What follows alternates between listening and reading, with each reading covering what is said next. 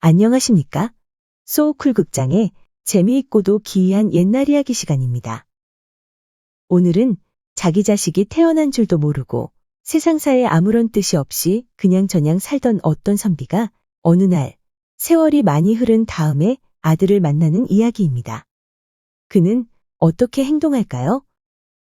구독과 좋아요 그리고 알람 설정 부탁드립니다. 재미있고도 좋은 글로 보답하겠습니다. 죄송합니다. 공지 한 가지 올리겠습니다. 이번 주부터 원래 하던 대로 일주일에 3번, 화, 목, 토요일, 오전 11시에 이야기를 탑재하겠습니다. 매주 화요일은 지금까지 했던 것처럼 야담, 민담, 전설 그리고 설화 중심으로 올리겠습니다. 물론 옛날 문헌을 기본 텍스트로 하겠습니다. 매주 목요일은 2023년 현재부터 역으로 지난 100여 년 사이에 있었던 사건이나 사연을 중심으로 이야기 올리겠습니다. 물론 실화 중심으로 하겠습니다. 매주 토요일은 조선왕조실록, 정조심리록 그리고 정약용의 흠음신서 등에 기재된 사건이나 사연을 골라 이야기 올리겠습니다. 이 밖에도 몇 가지 더 준비한 프로그램이 있습니다. 하나씩 선보이겠습니다.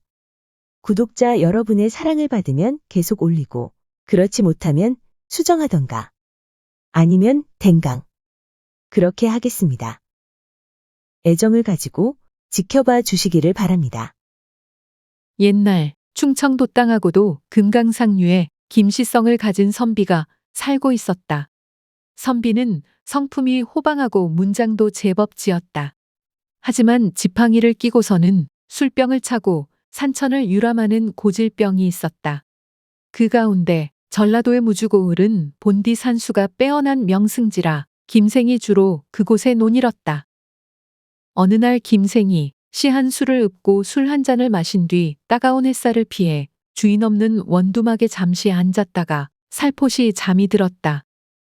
문득 어떤 여인이 보였는데 원두막에 와서 앉더니 김생을 여러 번 유심히 살펴보았다. 그러더니 갑자기 물었다. 행차께서는 거처가 어디인가요? 산천을 유람하는 즐거움은 어떠한지요? 나는 호서지방에 산다오. 술은 진작에 동나고 다리까지 피곤하니 좀처럼 흥이 나지 않는구려. 여자가 다정한 목소리로 말하였다. 이 뒤쪽으로는 계곡과 산이 더욱 빼어나지요. 10리쯤 내려가면 민가가 서너 채 있는 마을이 나오는데 초입에 있는 조촐한 집이 바로 제 집입니다. 저녁밥을 해놓고 기다리겠으니 가실 때 잠깐 들리셔요. 김생이 그러겠다고 말하니 여인이 자리를 떴다. 순간 문득 잠에서 깨어보니 여인은 보이지 않고 나비 한 마리가 바람을 따라 팔랑거리며 날아가고 있었다. 나비라, 낮잠 속에 언뜻 비치다가 사라지는 개꿈이었구나. 김생이 일어나서 뒷산으로 들어가니 샘물과 바위가 매우 아름다웠다. 목이 말라 산을 내려가 주막을 찾았으나 찾지 못하였다. 10리를 걸어가니 드문드문 민가 여러 채가 보였다. 초입에 있는 집을 찾아가니 주인 여자가 나와서 맞이하였다. 여자가 먼저 김생을 알아보고는 눈이 동그래졌다. 낮에 꿈에서 본 분인데 여기는 어떻게 알고 오셨나요? 놀란 김생도 입을 쩍 벌렸다. 어쩌면 똑같은 꿈을 꾼단 말인가. 원두막에서의 꿈속 광경이 정말로 실제였구나. 참으로 신기하다. 여자가 얼굴을 발갛게 물들였다. 제가 선비님을 불러드렸다고 해야겠군요. 그녀는 김생을 안채로 들라고 청한 다음 먼저 술을 내어오고 이어서 밥도 내어왔다. 밥을 다 먹고 난 뒤에 김생이 말하였다. 바깥 주인이 안 보이는데 어디 출타하셨습니까? 여자가 입술을 축이더니 쓸쓸하고도 낮은 목소리로 대답했다. 남편은 없어요. 남동생 하나만 있는데 산에 나무하러 갔어요. 이윽고 총각이 왔는데 나이를 물었더니 17이라고 하였다. 여자의 나이를 물었는데 23이라고 하자 김생이 말하였다. 나하고 동갑이구려. 호롱불을 밝히고 셋이 둘러앉았는데 총각이 먼저 잠자리에 들었다. 김생이 무심한 듯이 물었다. 남매가 왜 이렇게 쓸쓸히 살아가고 있어? 여자가 한숨 섞인 말로 대답했다. 부모님께서는 모두 일찍 돌아가셨습니다. 그래서 이른 나이에 시집을 갔는데 신랑대는 이마저 돌림병으로 내 나이 17에 세상을 버렸습니다. 남매가 서로를 의지하며 살아가고 있는데 남겨놓은 논밭이 있어 집안 형편이 그다지 쪼들리지는 않습니다. 늘 은장도를 품속에 차고 다니며 강포한 자가 범하지 못하도록 방비하였습니다. 그러더니 여인이 환하게 목련처럼 웃었다. 다만 자식 하나 없는 것이 늘 마음에 걸렸는데 낮에 꾼 꿈은 정말 기이한 일이지요. 두 사람의 마음이 낮잠 자는 동안에 서로에게 향했으니 말입니다. 이는 분명 하늘이 정해준 인연일 터 자식 하나를 제게 만들어주려고 그런 것이 아닌가 하는 생각이 듭니다. 두 사람은 함께 침소에 들어 꿈 같은 밤을 보냈다. 다음 날 아침을 먹은 뒤에 동생 모르게 여자가 속삭였다. 오늘 산천유람을 마치고 나면 그냥 가시지 마시고 저녁에 다시 오셔요. 남동생에게 술병을 가지고 김생의 뒤를 따라다니게 하였다. 그렇게 사흘을 유람하고 난 뒤에 김생은 작별하고 집으로 돌아갔다. 그 후 다시 한 번 더 가고 싶었지만 과거 시험에 힘을 쏟고 세상 일에 마음을 쓰는 사이에 어느덧 15년이라는 세월이 훌쩍 지나갔다. 그 사이 아내를 사별하고 후사도 잊지 못하였으며 낙방을 거듭하는 사이 집안 살림도 거덜나니 세상사에 더는 뜻이 없어졌다.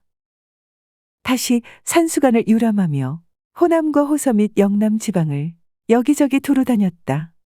문장이 고상하고 외모가 수려하였으므로 이르는 곳마다 남의 집에서 묵었으나 누구도 싫은 기색을 보이지 않았다. 가는 곳마다 외상술을 마셨는데 값을 치르지 못해도 주점의 늙은이나 목노의 노파가 모두 공경하였다. 다만 일정한 거처가 없었기에 신세가 무척 처량하였다. 어느 날 김생이 길을 가다가 무주에 도착했다. 하지만 지난날 무주에서 있었던 일은 까맣게 잊은 채 모처에 이르러 집주인을 불러서 하룻밤 재워주기를 청하였다. 한 아이가 문에서 맞이하였다. 소녀는 용모가 말쑥하고 수려했는데 행동거지까지도 단정하였다.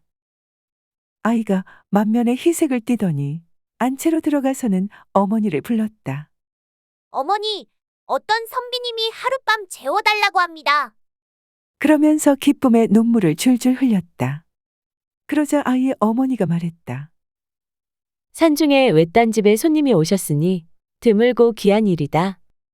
그런데 어째서 기쁨을 주체 못해 우느냐. 그러다가 내 아버지라도 만나면 그때는 어떻게 하려고 그러느냐. 선비님을 사랑채로 모셔라. 김생이 안으로 들어가니 정말로 아이의 아버지인지라 아이의 어미가 깜짝 놀라 김생의 소매뿌리를 부여잡고 울며 말하였다. 당신과 15년 동안이나 소식이 끊어진 사이 아이가 태어나 소년이 됐습니다. 오늘에야 겨우 아버지 얼굴을 보게 됐으니 하늘이 아이에게서 그 마음을 끌어내 눈물이 저절로 쏟아져 나왔군요. 부자지간의 천리는 결코 속일 수 없나 봅니다. 얼떨떨해진 김생이 말하였다. 내 아이라니 이게 무슨 말이오?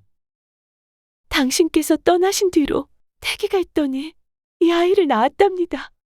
어미의 말 끝에 아이가 목 놓아 울부짖으니 부자가 서로 부둥켜 안았다. 아비가 없던 자에게는 아비가 생기고 아들이 없던 자에게는 아들이 생겼으니 그 기쁨이 어떠하였으랴? 여인이 물었다. 당신의 식구들은 지금 어디 계시는가요?